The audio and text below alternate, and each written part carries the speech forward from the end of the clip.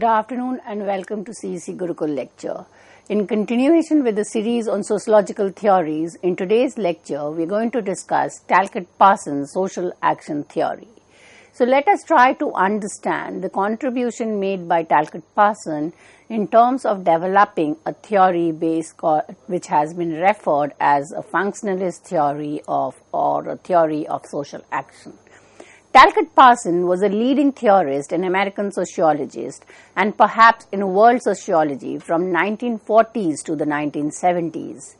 He created the dominant school of thought that made Parsonian a standard description of a theoretical attempt to unify social science. So his effort was to develop a grand theory, and his effort of kind of developing a theoretical attempt of unifying theory is reflected in the fact that his contribution to the disciplines cover a range of issues including medicines, the family, religion, law, economy, race, politics, education. So his contribution is on terms of a wide range of issues and institutions, but he is kind of more profoundly remembered for providing a grand theory of social action, where he is going to move away from Weber and Freud, who considered action to be in terms of individual personality, but he is trying to say that action can be understood in the structure of the society with reference to values and norms. So for Parson, the basic unit of organization of a social system is kind of consisting of what he defined as a role.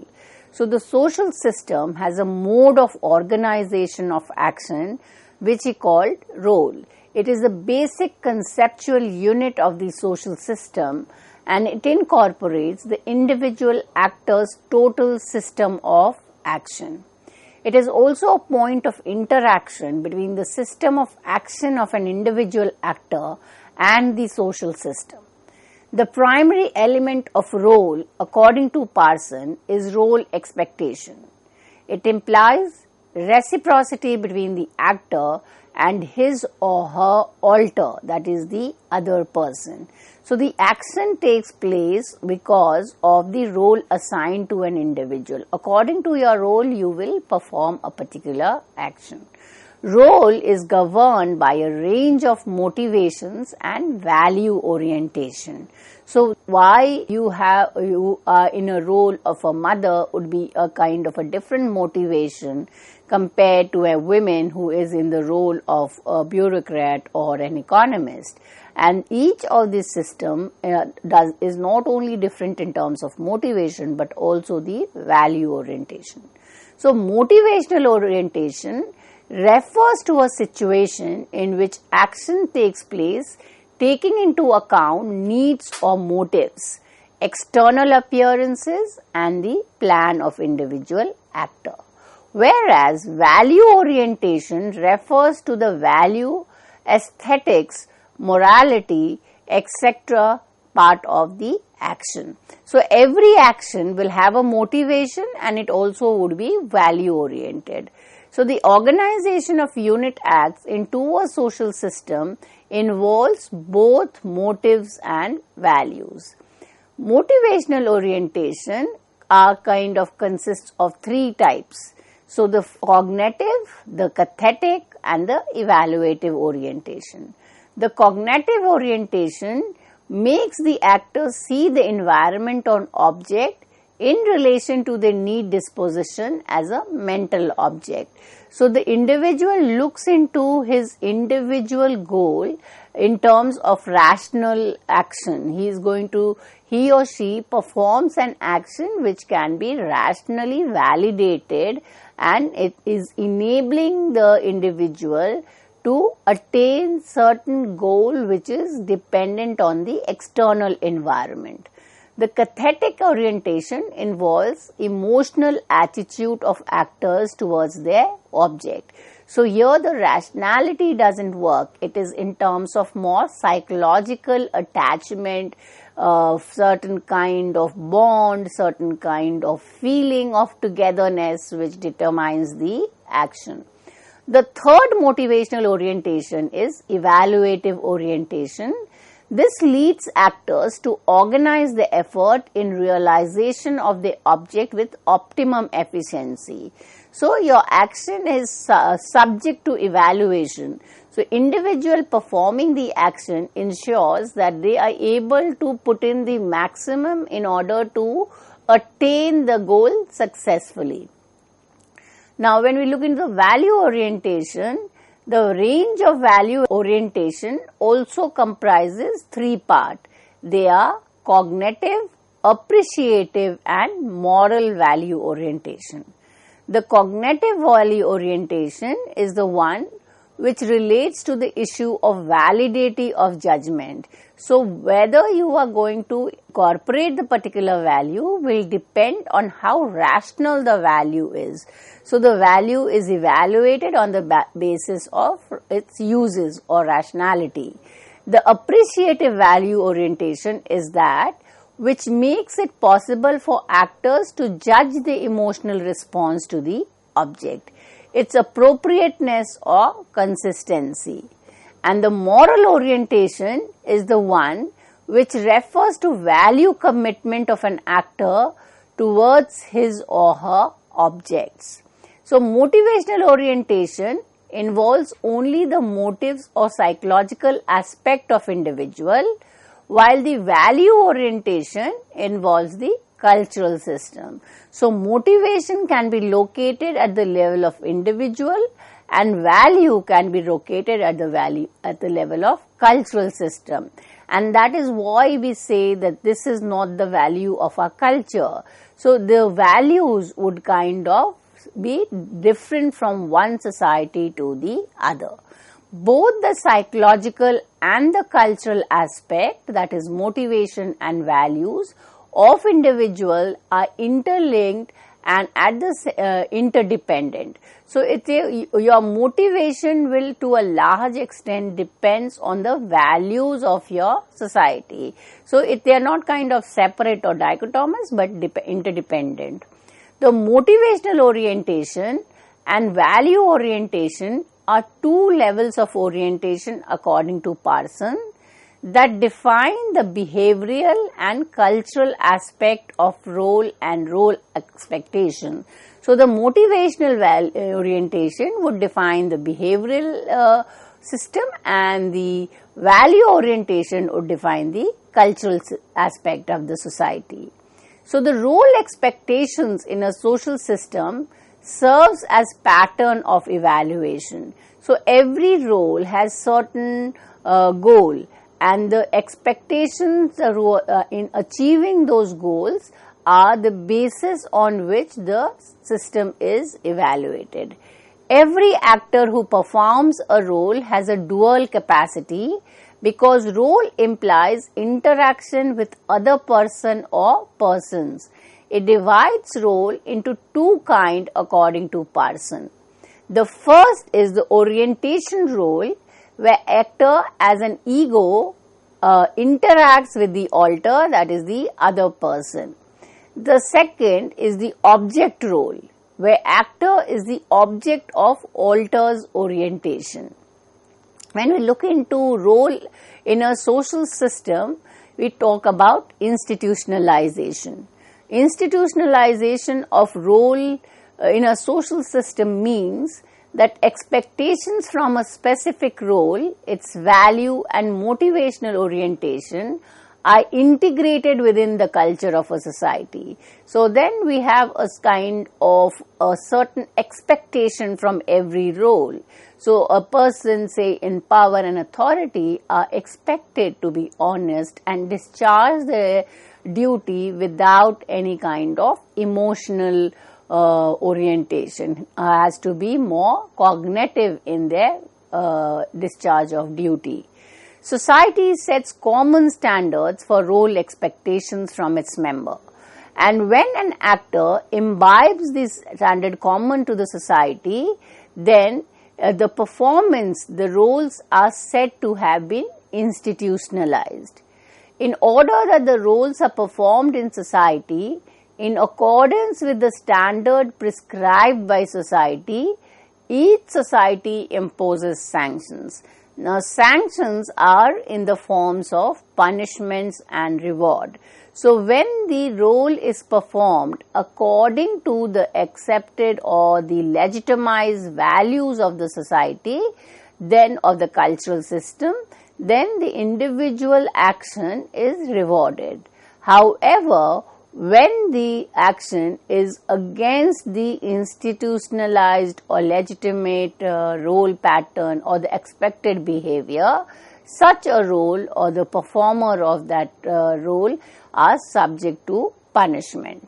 Now, when we look into the role performance, it is important to understand that Talcott Parson was focusing on the collectivity. So, the collectivity as a social system, he would be talking about the understanding of role in the society. Collectivity can be identified only through the boundary of a social system that determines which member are included and which other excluded from the membership of the collectivity. All collectivities have membership, such as those based on kinship, qualification or skills or faith. So, basically the collectivity is based on certain identifiers which is going to be the basis for differentiating actor from one society to the other, and this is based on the concept of boundary. For Talcott Parson, boundary refers to the limit to which a social system functions as a distinct identity. So, the values and norms which is kind of significant or specific to a particular culture is a kind of establishes a limit beyond which the individuals are not supposed to go. The boundary of a collectivity varies from situation to situation.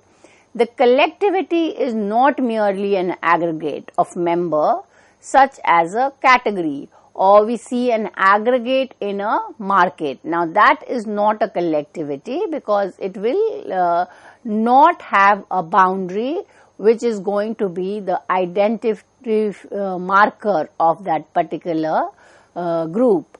A category is defined through the common attributes such as age, sex or education. So, in a kinship group, we know that there is a kind of lineage or kin relation that marks the boundary of differentiating one kin group from the other. Collectivity is not a plurality of individuals who are commonly interdependent within one another's ecological. Collectivities differs from both aggregate because it is plurality is characterized by solidarity of its member. So, just a collection or just a plural of member does not lead to a collectivity. What is important in the collectivity is the integration of individual through a common norms and values, and this acceptance of the values of norm becomes the basis of solidarity of its member. Another important concept that becomes significant to understand social action theory of Talcott Parson is the concept of pattern variables. Now, what are pattern variables? According to Parson, pattern variables are a set of dichotomous concepts that can be used to analyze the choice that individuals make in their social interaction. Now, dichotomous means he develops a set of variables which he identifies with a particular society and opposes it with a set of variables found in the other society. Now, the individual choice is also dependent on the variable which is part of the society in which he or she is a member. He identifies 5 dichotomies to draw out the contrasting values to which individuals orient themselves in social interaction.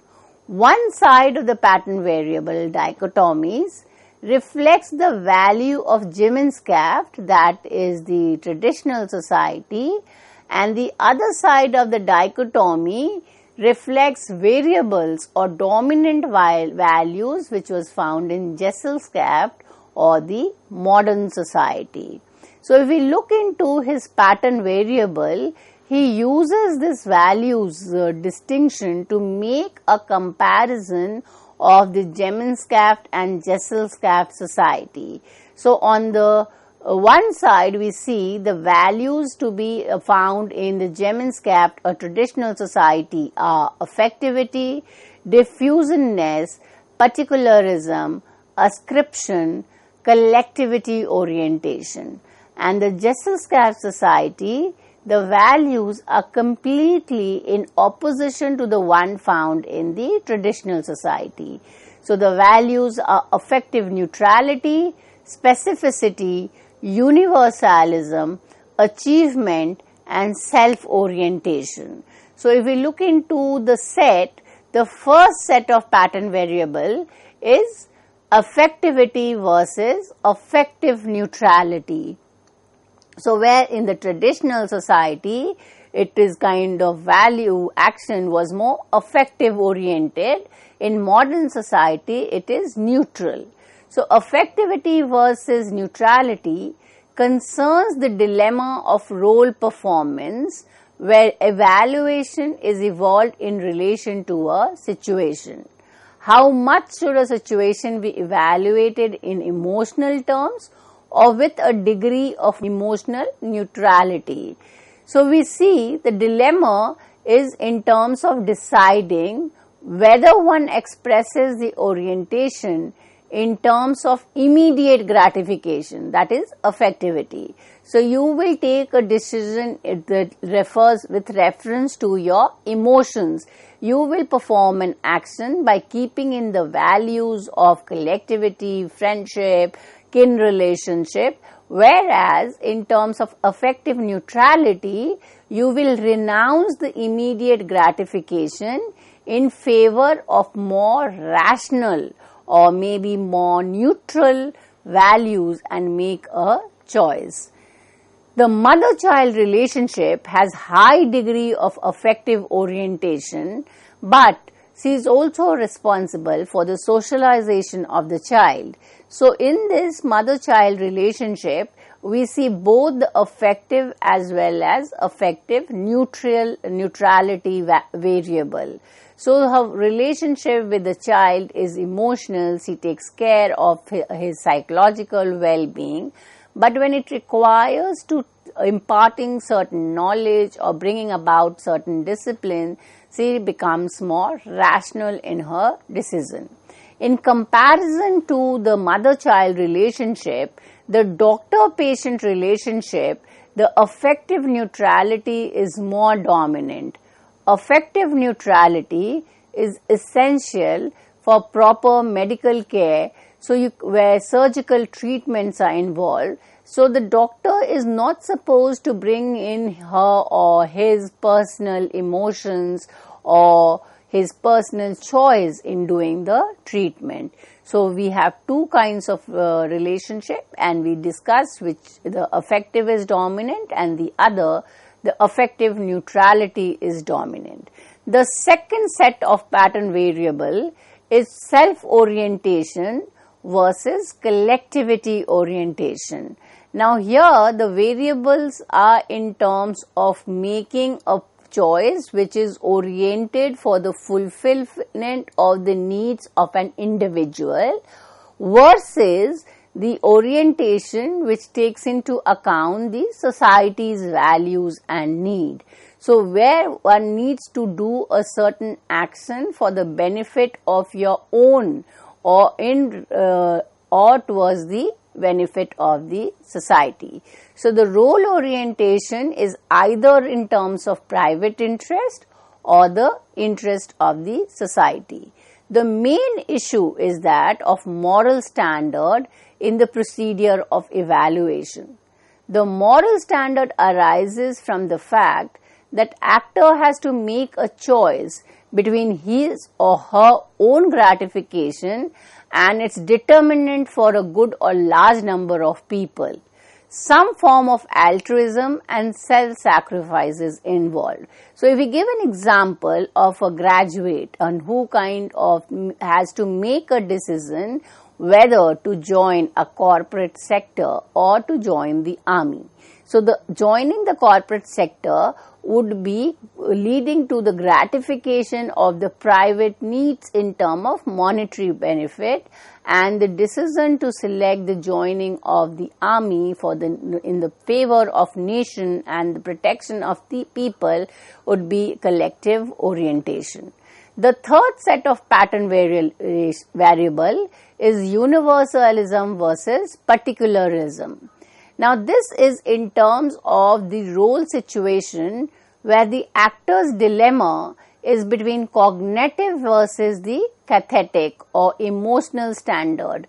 So, the universalism is values or role which would be beneficial for all. It would be a universal role, whereas particularism would be emotional and very particular. So, good example of roles adhering to universalistic standards of human being are those which goes by legal norm. So, legal norms, laws, jurisdictions are universal.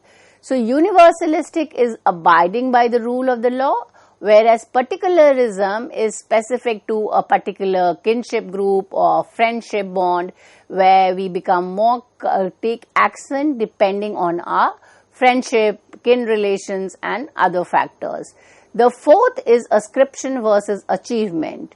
The ascription is in terms of ascribed values where the pattern variable is based on whether or not the actor defines the object of his or her role in terms of quality or performance. Ascription is which is ascribed by birth. So, the Indian caste system ascribes role by the virtue of your birth into a Brahmin in terms of become eligible to do ritual text, whereas achievement is a variable found in the modern industrial society. To become an engineer, you need to achieve that role by particular form of education and skill. The last is specificity versus diffusion. The specificity is in terms of an orientation towards an object. It means that the definition of the role is orienting to the social object in specific terms. So, traditional society, the role was specific, whereas modern society, it is diffused. The mode of orientation is outside the range of obligation defined by the role expectation. The pattern variable, according to Parson, not only defines the nature of role interaction and role expectation, in addition, the overall direction in which most members of a social system choose their role. It gives us an idea about the nature of the social system. However, in real life, the dilemma of choice in terms of pattern variable are more precarious and full of strain, and clear categorization into opposite pattern is difficult. However, the pattern variable helps us to understand the nature of social change taking place in the system. By looking into the understanding of what is pattern variables, the understanding of the unit act, we have a good sense of Talcott Parson's social action theory. With this, I come to an end of this lecture. Thank you.